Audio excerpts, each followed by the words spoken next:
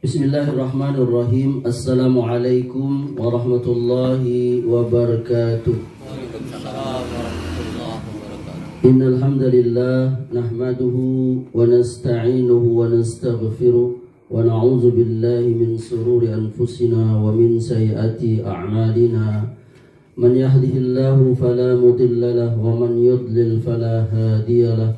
Wa asyhadu an la ilaha illallah wahdahu la syarika lah wa asyhadu anna Muhammadan abduhu wa rasuluh sallallahu alaihi wa ala alihi wasallam. Ya ayyuhalladzina amanu taqullaha haqqa tuqatih wa la tamutunna illa wa antum muslimun.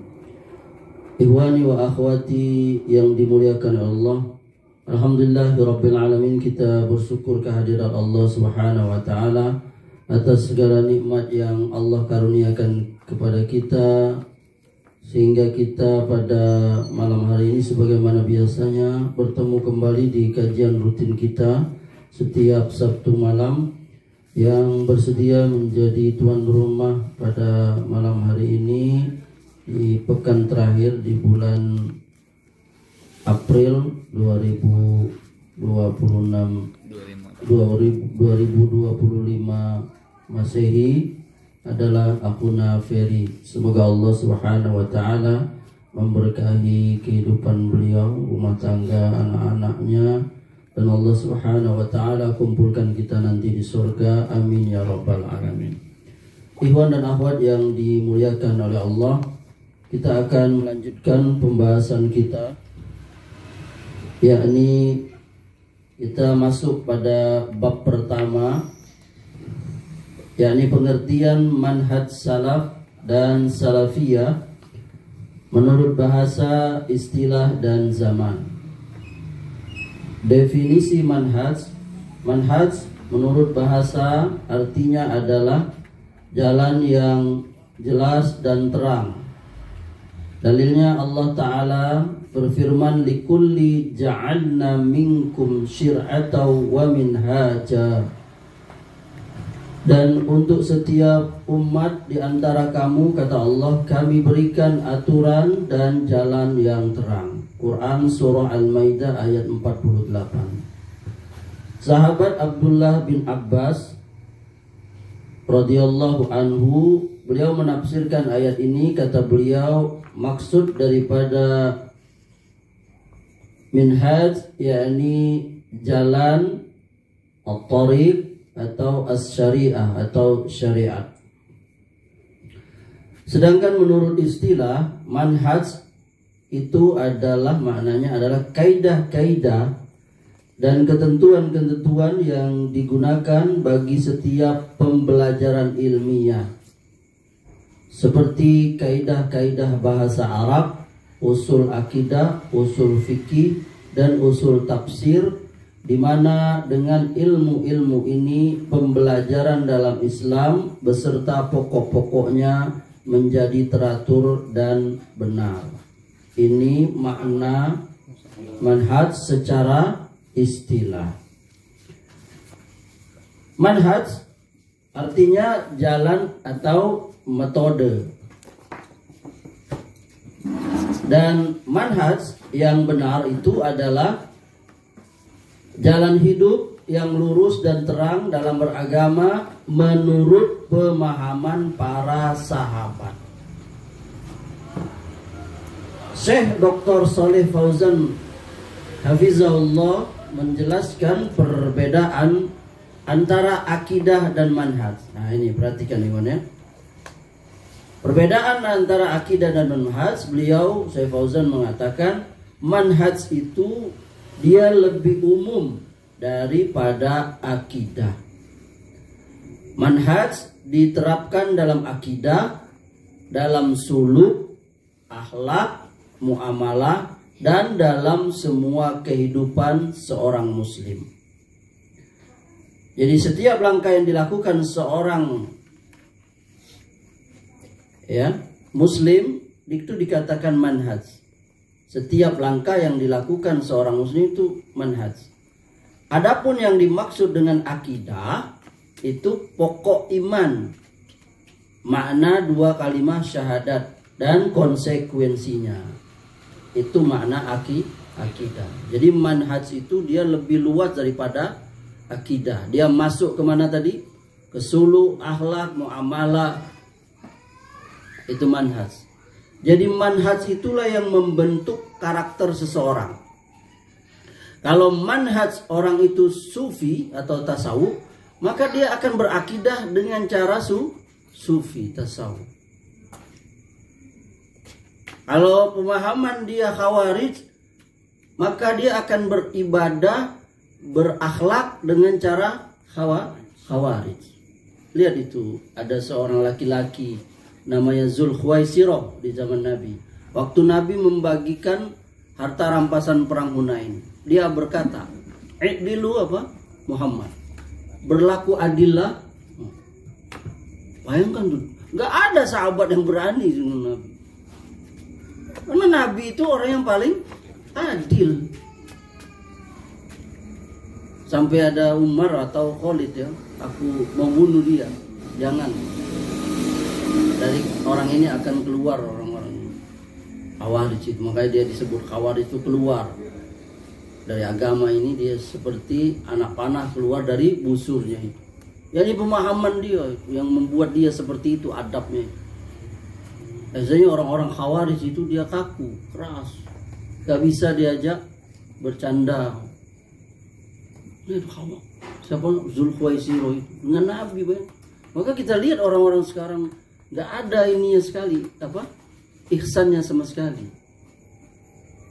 Bahkan kepada sesama kaum muslimin.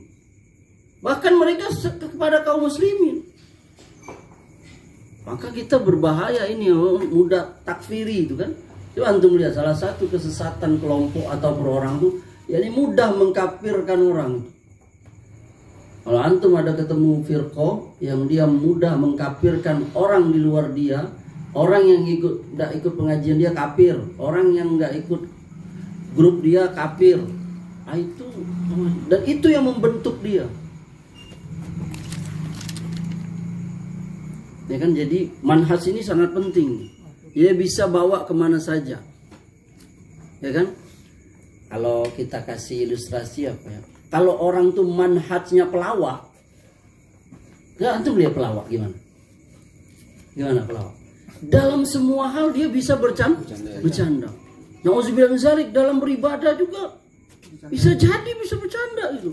Makanya sebagian dia kelewatan, yakni mempercandakan agama yang kita sebut dengan salah satu nawaqidul Islam, pembatal keislaman. Olok-olok. Nah, ini sifat daripada manhajnya, ini supaya kita paham ya. Orang kalau pelawak kan dia kadang nggak bisa ngambil tempatnya di mana. Hatta sampai anak pernah lihat tuh ada yang pada saat akad nikah juga, bayangkan. Ini yang sesuatu yang sakral bagi kita. Ada nggak antum kasih contoh lain? Misalnya orang tentara atau militer, karena manhajnya militer, dia bawa ke semua bidang ya kan. Makan, coba makan militer dengan makan kita sama nggak? Cara makan maksudnya sama nggak? Nggak sama, beda.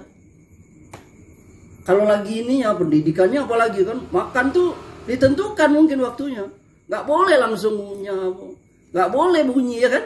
Itu kan mana aja seperti itu. Bahkan dia mau nikah juga nggak ada siap, mau menikah ya siap, ya kan? Itu tadi. Jadi manhaj itu sangat menentukan seseorang itu. Jadi kita kalau bisa tahu orang di manhajnya sufi ini kayak sufi tadi, tasawuf tadi itu, dia berbicara yang yang diterima oleh akal, tapi mereka masuk dongeng-dongeng tuh masuk, itu karena manhaj dia. Dia bilang, malam tadi guru saya baru ketemu dengan Rasulullah. Ngapain bertanya hadis ini sah atau enggak? Bayangin tuh, hilang semua ilmu hadis itu yang Imam Bukhari belajar berapa puluh tahun itu, ngumpulin itu, hilang itu. Dia cukup ketemu dengan dia bilang, ada yang bilang guru saya 70 kali Isra, Mi'raj, bukan Isra, Mi'raj. Bayangin 70 kali. Nabi aja cuma sekali. Dia berapa kali?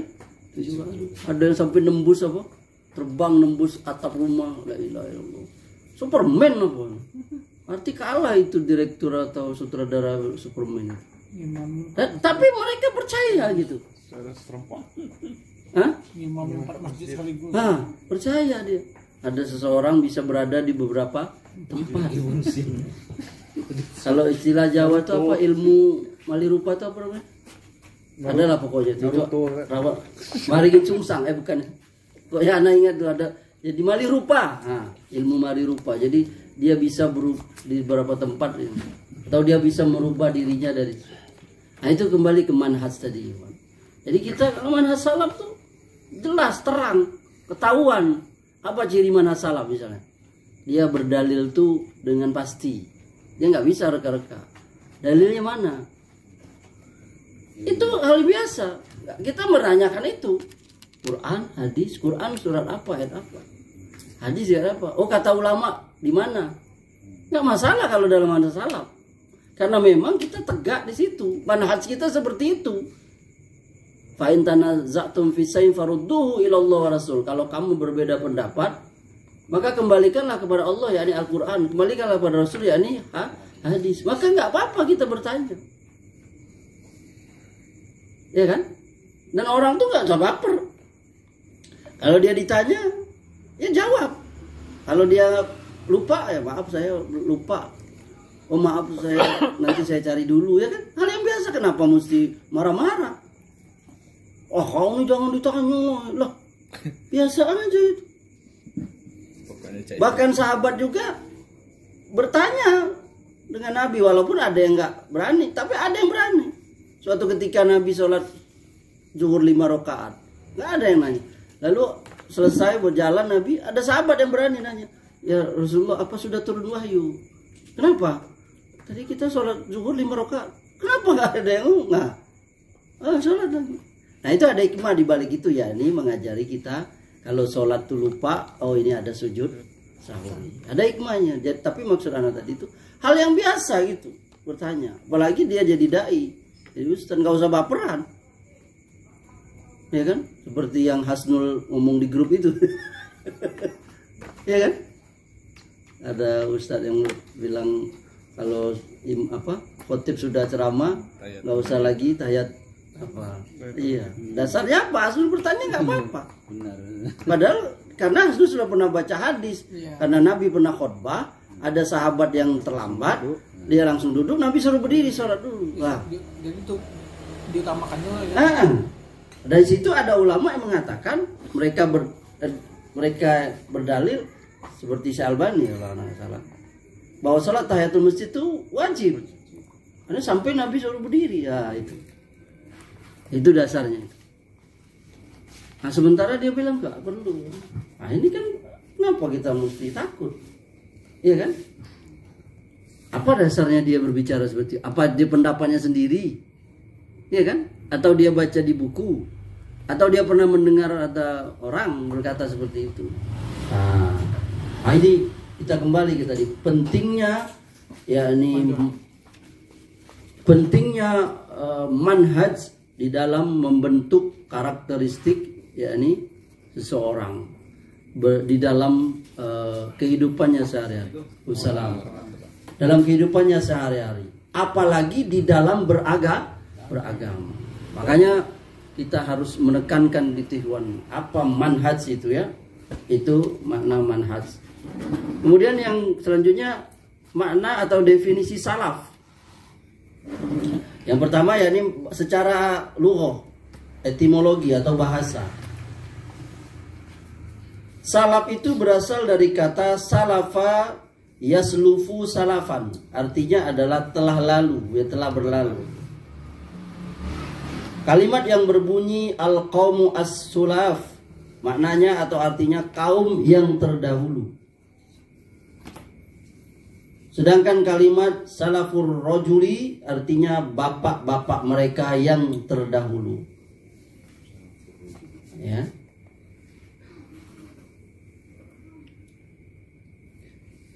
Kata salaf juga bermakna seseorang yang telah mendahului atau terdahulu dalam ilmu, iman, keutamaan, dan kebaikan. Ana ulangi.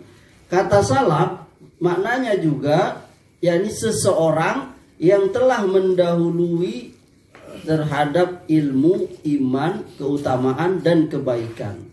Makanya ada tambahannya ini salafus soleh. Adapun orang yang kafir, orang yang blangsat, orang yang durhaka nggak disebut salaf bagi kita. Siapa contohnya? Misalnya Abu Jahal, bukan salaf itu. Salaf itu siapa? Sahabat tabiin. Nah, nanti secara istilah. Jadi Ibnu Manzur rahimahullah mengatakan salaf juga berarti orang yang mendahului kita, baik dari bapak maupun orang-orang terdekat, kerabat yang lebih tua umumnya dan lebih tua pengalamannya atau apa, itu salaf.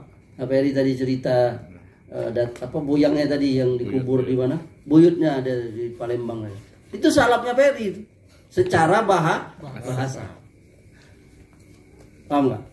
Ana Amri bin Zainal bin Jayo bin Semin. Ini Semin ini salaf ana nih. Itu secara bahasa. Jadi orang yang mendahului kita dalam ilmu, iman, keutamaan, dan kebaikan. Karena itu kita katakan tadi generasi yang terbaik di dalam kita itu ada yang disebut dengan apa? As-salafus soleh.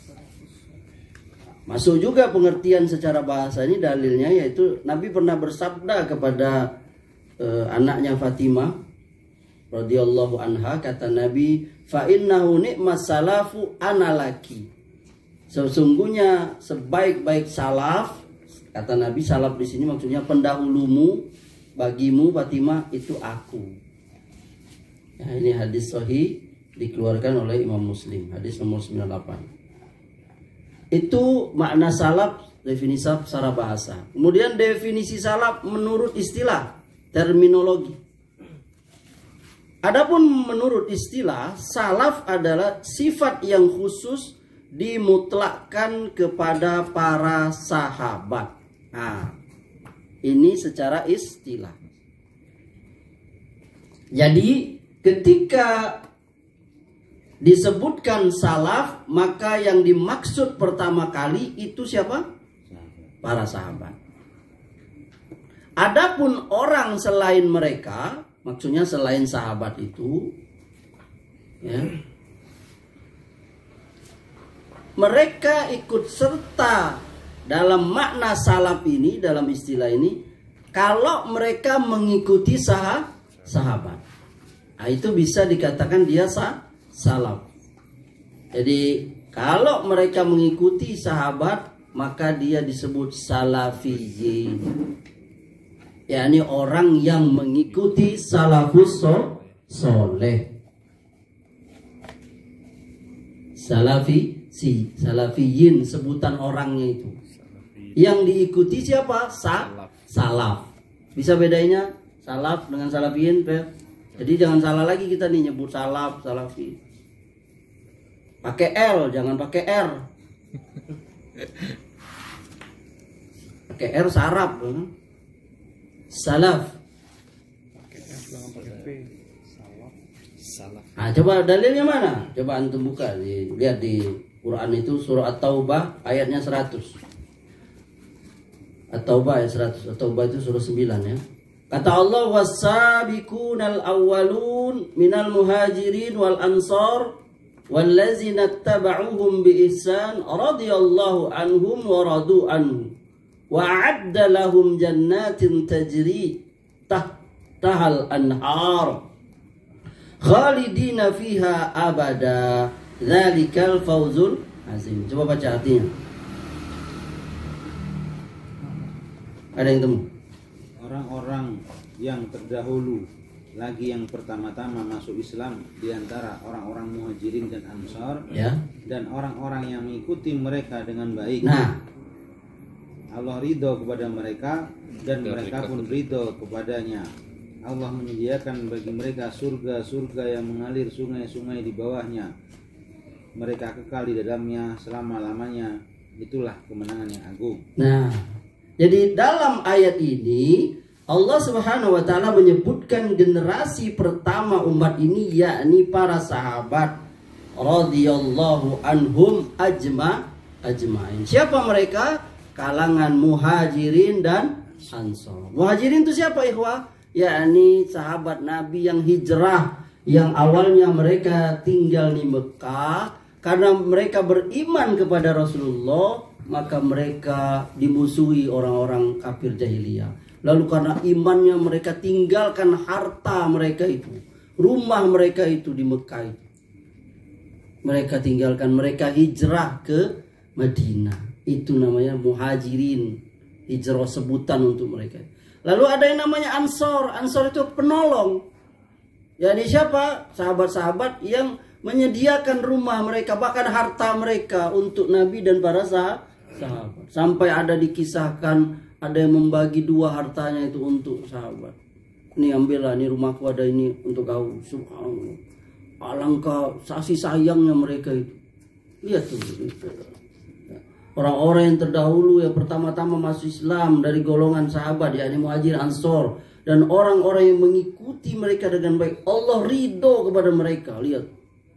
Jadi kalau kita mau dapat ridho dari Allah, syaratnya apa? Apa syaratnya ayat itu, Iwan? Betul, mengikuti Muhajirin dan Ansor. Nah, Allah sediakan mereka surga-surga yang mengalir. Ini jaminan Allah. Kalau kita mau masuk surga, caranya apa?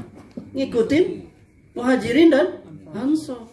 Dalam apa? Tadi ya kita jelasin. Dalam iman, dalam ilmu, dalam amal soleh. Ingat tadi makna manhaj secara bahasa dan istilah. Makna salaf secara bahasa. Jadi secara istilah tadi sudah kita ketahui. Jadi orang-orang yang mengikuti, yakni para salaf, dia disebut salafin. Salah satu dalilnya At-Taubah ayat 100 itu. Ini ayat ini kalau dapat tempat itu, ikhwan, di hati kita itu kita akan selalu bertanya, ini apa yang saya yakini ini ada nggak sahabat meyakininya? Paham nggak, Iwan? Ini apa yang dilakukan oleh saya ini ada nggak dilakukan oleh sahabat? Makanya waktu ayat ini turun, tafsirnya salah satunya seperti Imam Ibnu Katsir, beliau menjelaskan laukana khairon lasabaku na ilaihi. Apabila baik sesuatu itu, pastilah mereka, yakni para sahabat itu sudah mendahului kita mengerjakannya. Karena tidak ada jalan masuk surga, terhindar dari neraka, pasti sahabat sudah ada yang mengerjakannya. Tidak ada yang tidak ada kebaikan yang mereka sudah, pasti mereka sudah amalkan. Jauh bahkan melebihi kita. Jauh. Lihat mereka mengorbankan harta mereka. Ada yang sanggup seperti Abu Bakar yang habis semua hartanya itu untuk Islam, ya. Nah, jadi ingat tadi, dan kuncinya di situ orang-orang yang mengikuti mereka, yakni kita ini, insya Allah dengan baik dalam akidah, manhaj, maka orang-orang itu juga akan mendapatkan ridho. Makanya itu yang disebutkan oleh Allah di surah Al-Fat ayat 29. Coba buka, Iwan. Surah Al-Fat ayat 29, surah 48 ayat 29. Muhammadur Rasulullah wallazina ma'ahu asyiddau 'alal kuffar ruhama'u bainahum. Siapa orang yang disebut oleh Nabi itu? Wallazina ma'ahu itu siapa? Siapa? Muhammad itu utusan Allah, Rasulullah. Dan orang-orang yang bersama dia, itu siapa orang bersama dia? Siapa? Para sahabat. Iya, sahabat, yakni salaf. Apa mereka itu? Keras terhadap orang-orang kafir. Asyiddau 'alal kuffar ruhama'u bainahum, kasih sayang. Tadi udah kita jelaskan, sesama sahabat itu berkasih sayang. Antum lihat. Waalaikumsalam. Antum lihat itu tadi yang kisah kita, bagaimana kasih sayangnya mereka tadi itu. Ketika sahabat Muhajirin hijrah ke mana? ke Madinah. Mereka membagi harta. Kalau mereka punya 100 ekor onta, 50 untuk kau. Sampai ada dikisahkan dia punya istri berapa itu. Dulu itu kan belum dibatasi istri. Siapa yang kau mau lihat? Nanti aku ceraikan, nikah dengan kau. Sampai seperti itu, subhanallah. Jadi yang jomblo-jomblo saya itu senang sekali sahabat. Dia dikasih ya. Dan mereka, itulah Allah membalas itu ya. Al jaza'u min jinsil amal, balasan sesuatu sesuai perbuatan. Kalau kita meninggalkan sesuatu karena Allah, Allah akan ganti lebih baik. Lihat Ikhwan. Lihat Abu Bakar meninggalkan hartanya di mana? Di Mekah itu. Langsung diganti oleh Allah. Dia jadi kaya lagi. Begitu pula para sahabat. Kan mereka, harta mereka kan di mana? Di Mekah. Tinggal nggak ikut. Mereka cuma apa, baju di mana? Ibadah. Itu. Jadi betapa contoh teladan bagi mereka ini sangat baik sekali. Ya.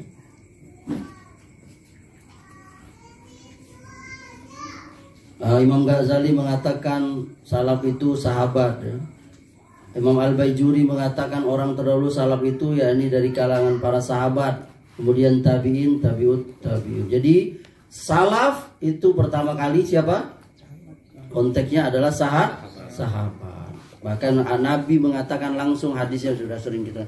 Khairun nas qarni tsummal ladzina yalunahum tsummal ladzina yalunahum. Sebaik-baik manusia itu yakni pada masaku. Siapa itu? Yakni as-sahabah, sahabat. Kemudian sesudahnya yakni tabi'in. Siapa itu? Yakni orang yang bertemu dengan sahabat. Kemudian tabi'ut tabi'in. Siapa itu tabi'ut tabi'in? Yakni generasi yang bertemu dengan tabi'in. Nah, itu abad pertama, abad kedua, abad ketiga itu.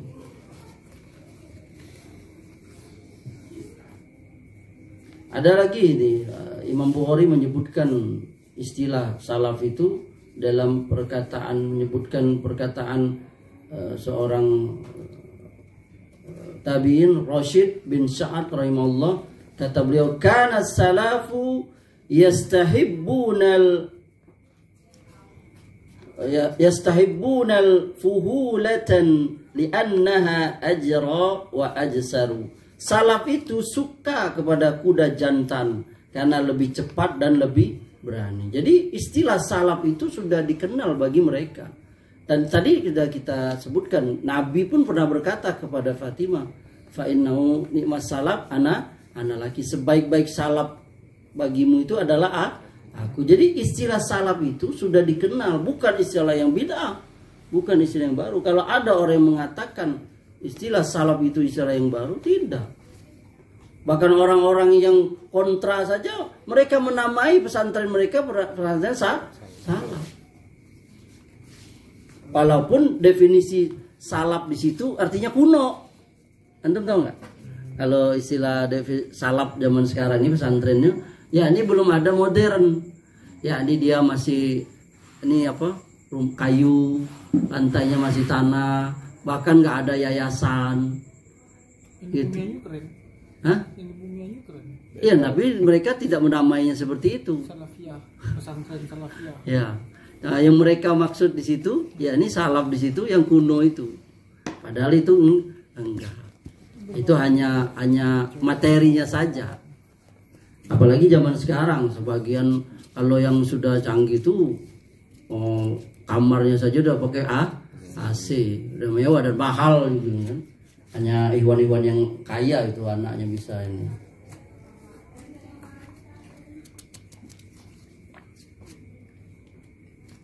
Kemudian ada lagi dari Imam Al-Auza'i dari Syam, beliau berkata, bersabarlah dirimu di atas sunnah, tetaplah tegak sebagaimana para sahabat tegak di atasnya.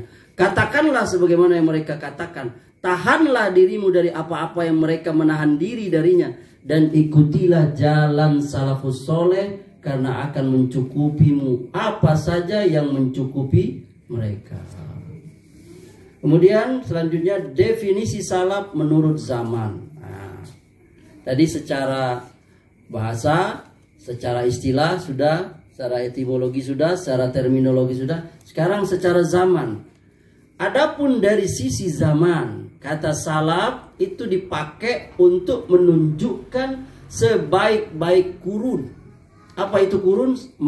Masa yang patut dicontoh, diikuti. Siapa mereka? Yakni 3 kurun. Yang pertama dalam Islam, yang utama, yang disaksikan, yang disifati dengan kebaikan. Jaminannya siapa? Rasulullah. Bahkan Allah. Tadi yang kita baca ayat tadi. As-sabiqunal awwalun minal muhajirin wal ansor wallazina taba'uhum bi ihsan radhiyallahu anhu. Allah langsung yang memuji. Dan orang-orang yang terdahulu di antara kamu masuk Islam dari kalangan muhajirin dan ansor, dan orang-orang yang mengikuti mereka dengan baik. Allah ridho. Kalau bahasa ini, aku ridho, karena itu Allah yang menyebut. Ayat itu siapa yang berkata? Allah. Berarti kalau bahasa ininya, aku ridho kepada mereka. Mereka ridho kepada aku. Bahkan Nabi pun memuji mereka sebaik-baik manusia, baik-baik orang. Ya. Nah, kemudian akan tetapi pembatasan secara zaman atau waktu ini tidaklah mutlak tepat, karena kita tidak mengetahui, kita mengetahui bahwa beberapa kelompok atau orang ahlu bid'ah, sekte bid'ah dan yang sesat itu juga muncul pada saat itu, ya kan? Khawarij muncul nggak pada saat itu? Sudah dulu di zaman, bahkan di zaman Nabi sudah muncul bibitnya. Begitu pula Syiah, Qadariyah, Jabariyah dan seterusnya sudah muncul itu, ya. Oleh karenanya keberadaan seseorang pada masa itu tidak cukup untuk menghukumi bahwa dirinya berada di atas manhaj salah. Bahkan orang yang di zaman Nabi juga dia belum tentu mulia. Kalau dia tidak ngikut Nabi. Kalau dia ikut Nabi baru dia mulia. Bahkan walaupun keluarga Nabi. Tahu nggak? Jadi kita tuh kebodohan sekali kita di sini anggap keturunan Nabi lalu kita cium kakinya. Karena itu tidak mengangkat mengangkat kemuliaan. Kemuliaan itu dengan takwa. Dalilnya mana, ikhwan? Inna akramakum indallahi atqakum. Surah ke-49 Al-Hujurat ayat 13 itu. Orang yang paling mulia di sisi Allah adalah orang yang takwa. Bukan dilihat dari golongan turunan siapa. Maka antum jangan kecil hati, Ben. Ya kan? Antum keturunan enggak perlu kita. Kenapa? Bilal itu keturunan siapa? Dia hitam. Tapi dia dijanjikan oleh siapa? Rasulullah, dia berada di mana? Surga. Abu Jahal, Masya Allah, dia di zaman jahiliyah itu, di zaman Nabi, orang pengaruh, pembesar, tokoh Quraisy memang. Dia dapat tempat di kalangan itu, tapi nggak dapat dia hidayah. Wah, Abu Thalib juga gitu, nggak dapat. Jadi sezamannya mereka dengan Nabi itu tidak menjamin dia kemuliaan. Sebaliknya Salman yang dia orang dari Iran, Persia, makanya Salman Al-Farisi, dia dapat tempat di hati Nabi. Bahkan dia jadi sahabat dekat Nabi. Padahal nggak ada hubungan dengan Nabi dan sebagainya. Dan begitu pula Kan'an nggak dapat dia tempat. Bahkan dia mati dalam keadaan tidak beriman kepada bapaknya. Iya kan? Nggak dapat dia. Nah, jadi jangan kita mengukur orang itu dari apa? Darah dia. Nggak usah, Rendra. Apa ya? Iya kan? Wah, jangan Ustaz, dia itu darah biru, ya kan? Nggak ada, itu cuma istilah aja darah biru itu. Darah orang semuanya merah. Setinggi-tingginya kedudukan orang, suku atau apa, kotorannya juga bau. Apa ada yang wangi kotorannya? Enggak ada, sama aja. Kemana-mana juga bawa kotoran. Apa yang mau dibanggakan? Kalau istilah ulama dulu, Kita ini hanya kantong kotoran yang berjalan ke sana kemari. Allah tutup kotoran kita itu. Andai kata perut kita itu ikhwah seperti kaca tembus, maka orang akan jijik. Kita saling akan jijik melihat kita. Mana-mana bawa kotoran dalam perut saja ini, sehingga tidak tercium baunya, ya kan? Kadang tercium juga kalau lagi buang apa? Hah? Lagi buang gas, ya kan? Jadi dengan demikian ketika kata salaf disebutkan, maka hal itu tidak digunakan untuk menunjukkan kurun waktu yang terdahulu saja, tetapi digunakan untuk menunjukkan kepada orangnya, yakni kepada para sahabat dan orang yang mengikuti mereka dengan baik. Jadi kesimpulannya, istilah salaf itu istilah yang sah, yaitu istilah yang dipakai untuk orang-orang yang menjaga keselamatan akidah dan manhaj menurut apa yang dilakukan oleh Rasulullah SAW dan para sahabatnya sebelum terjadi perselisihan dan perpecahan. Jadi, ana ulangi, menisbahkan, menetapkan diri kita dengan manhaj salaf itu bukan bid'ah, bahkan itu sunnah. Kalau salafi itu kepada orangnya, kalau sunni kepada sifatnya. Kalau nggak boleh menisbatkan kepada orang, berarti kita juga nggak boleh menisbatkan kepada sifatnya, ya kan? Paham nggak? Nah, jadi sunni itu kepada sifatnya, yakni sunnah. Sunnah siapa? Sunnah para sahabat yang diajari oleh Nabi.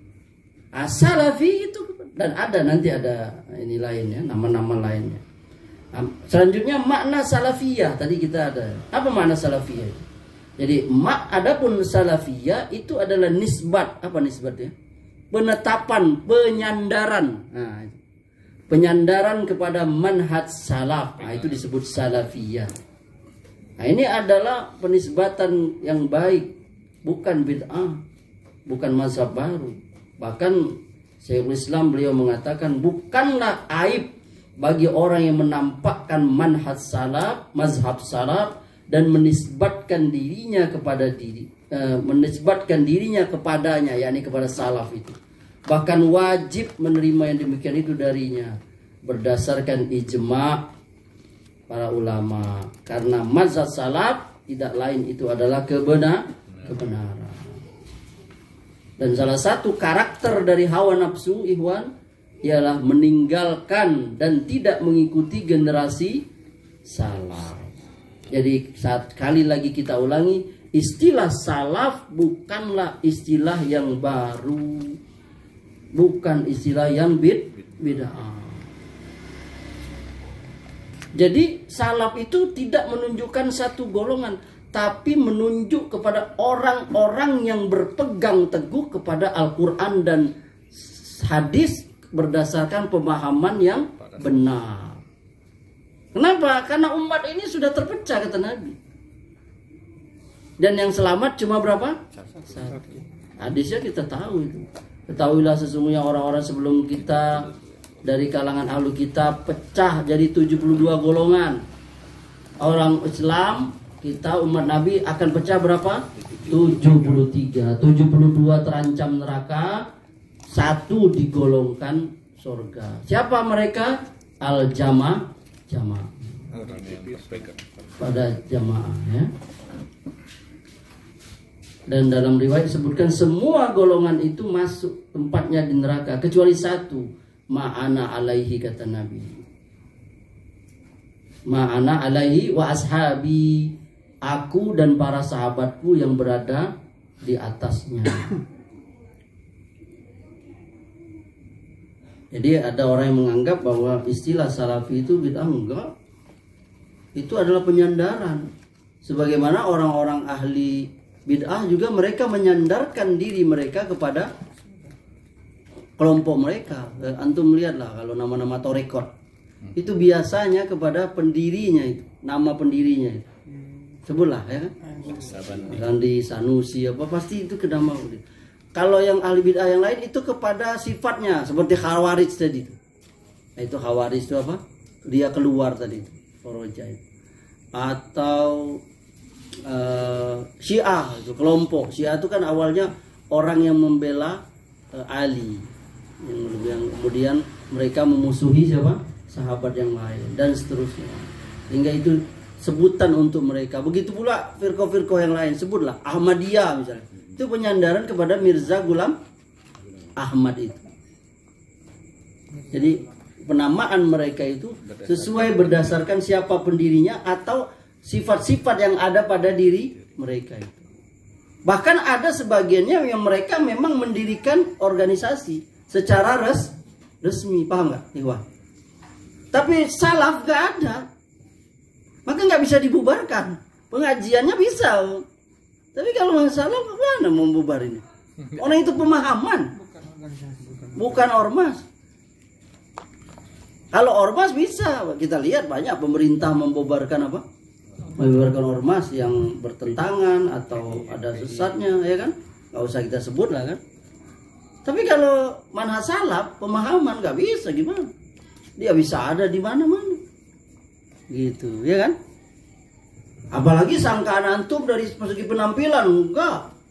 Oh salafi itu kenapa? Oh dia pakai celana kulot besar, oh nggak ada itu.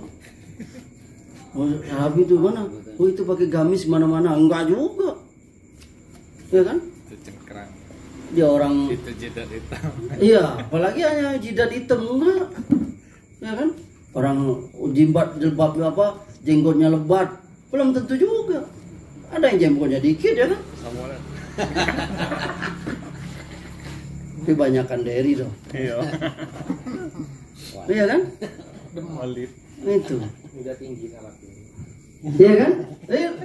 Bukan itu yang jadi ininya, gitu. Manhaj salaf. Jadi nggak bisa dibantah ya. Jadi kita selanjutkan. Jadi siapa salafi itu? Jadi salafi ialah setiap orang yang berada di atas manhaj salaf dalam akidah, syariat, akhlak, dan dakwah.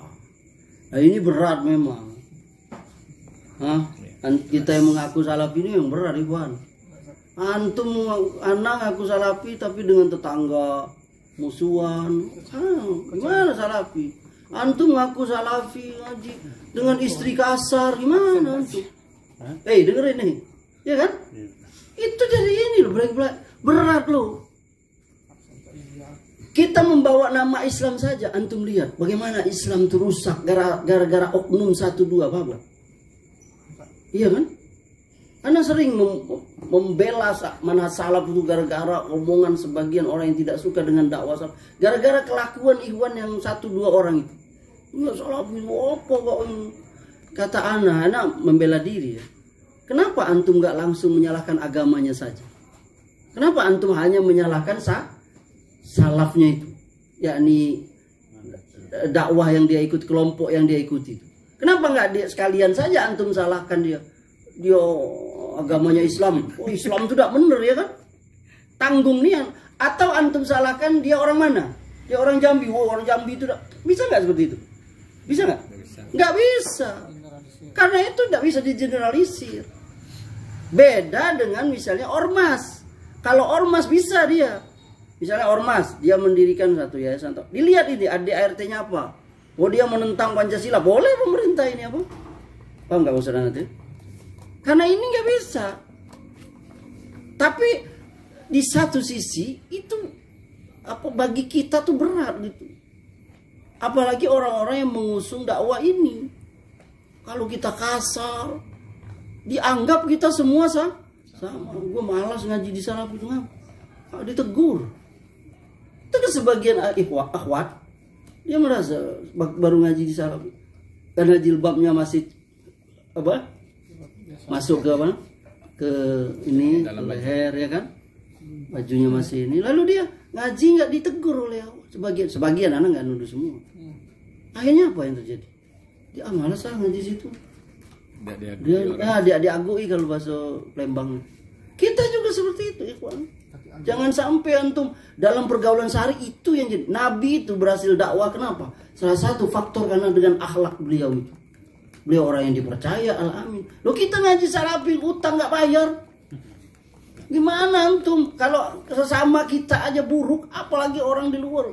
Tak usahlah dengan Irfan ngaji, sana jauh mana KB ke utang tidak bayar-bayar, lilang cari. Aib. Betul? Iya. Itu koreksi buat anak ini anak. Ini kita aja Iwan, paham gak Bang Ferry? Jangan jadi itu buruk sekali bagi kita, dan itu bukan berdampak bagi pribadi kita, bagi dakwah ini secara ini. Lihatlah kemarin tuh ada oknum ustaz misalnya, dia caci maki ya. Semua kena dianggap salafi seperti itu semua. Oh, lihat tuh. Oh. Padahal dia sendiri, padahal boleh jadi dia salah sebut ya kan. Dianggap semua salafi seperti itu.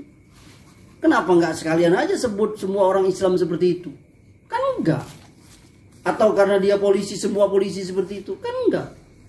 Atau pegawai kantor gubernur seperti itu semua? Kan enggak. Ini adil dong. Adil dong. Pemirsa. Itu enggak semua seperti itu. Ya curhat sekalian. Adil dong. Jangan kita langsung. Bahkan kita nggak bisa mengukur seorang tua dari anaknya. Kita nggak bisa mengukur anak dari orang tuanya. Beda ini. Orang tua dengan anak. Bisa jadi anaknya dapat hidayah, orang tuanya enggak. Bisa jadi orang tua nggak dapat anak. Walaupun itu menjadi buruk juga. Tapi bagi orang yang paham enggak. Nah, makanya anak pribadi sering menasihati anak-anak. Jafar, Fail untuk sekarang kan, kalau Taufik udah nikah. Kalau kamu ada apa-apa yang apa? Yang buruk siapa? Ayah. Paham nggak maksudnya? Kamu dilihat orang misalnya bawa anak gadis orang ya kan, pacaran dia. Wah anak ustaz ini coba, siapa dia apa ini, ya kan? Padahal kita kan nggak tahu. Paham nggak maksudnya? Orang nggak tahu. Nauzubillah zalik ada ustaz misalnya, orang nggak tahu dia bonceng cewek ya kan. Padahal itu adiknya pakai celana pendek perempuan. Coba, kan difitnah. Adiknya Dewi dia ngomong adiknya Dewi tak diurus ya kan? Padahal hidayah itu siapa? Makanya itu tadi ujian bagi kita semua itu. Dan ini pelajaran bagi kita. Dan Nabi SAW juga mengatakan dalam pergaulan tuh lihat. Kata Nabi, berkawanlah dengan penjual minyak wangi. Jangan berteman dengan pandai besi. Ini maksudnya perumpamaan. Bukan berarti kita musuhi pandai besi, orang kita beli parang sama dia ya kan. Maksudnya itu kawan yang dekat itu bisa mempengaruhi kita. Itu maksudnya. Kalau kita berkawan dengan penjual minyak wangi, kita nggak dikasihnya, kita wangi. Berkawan dengan penjual dimsum, dapat gratis. Si Amri kemarin, ya kan? Berkawan dengan tukang jual kopi, gratis kopi. Kalau anak nggak, siapa yang ditraktir anak ngomong di depan? Kata yang tukang jual kopi, beres Ustaz, datang aja. Oh udah datang. Karena yang biasa traktir gak datang kemarin. Itu dalam pertemanan, apalagi dalam pemahaman. Orang itu kata para ulama itu ya, burung itu akan berkumpul sama siapa? Sama dengan jenisnya. Sesama jenisnya. Burung merpati dia akan kumpul sama merpati. Gak kumpul ya dengan Raja Wali, habis dia dimakan sama dia. Dicengkram langsung. Asli orang Raja Wali burung buas. Ya kan? Burung pipit, dia berkawan dengan burung pipit. Enggak berkawan ya dengan burung yang burung paruhnya besar itu yang tok kayak senapan AK-47 itu. Habis dimakannya. Burung besar itu.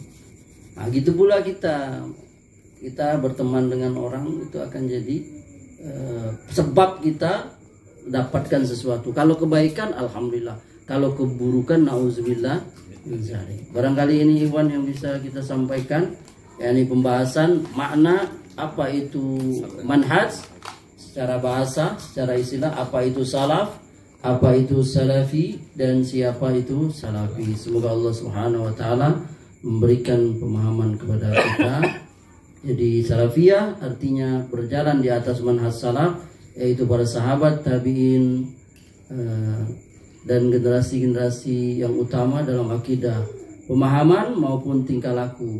Dan seorang muslim wajib menempuh manhaj ini. Karena kata Nabi SAW, sesungguhnya siapa saja di antara kalian yang hidup sesudahku, kalian akan melihat perselisihan yang banyak. Yang banyak gak sekarang berselisih? Banyak nih. Apalagi antum yang gemar mengikuti apa? Sosmed itu. Apa aja dipertengkarkan sekarang. Sampai suami istri pun ribut ya kan? Bertengkar. Kata Nabi, maka wajib atas kalian berpegang teguh kepada sunnahku dan sunnah para sahabatku yang dapat petunjuk. Pegang erat-eratlah, gigit dia dengan geram kalian. Jauhilah oleh kalian perkara-perkara bid'ah dalam agama. Karena sesungguhnya setiap bid'ah itu adalah sesat. Demikian, subhanakallahumma bihamdika asyhadu an la ilaha illa anta astaghfiruka wa atubu ilaik. Wabillahi taufiq wal hidayah. Assalamualaikum warahmatullahi wabarakatuh.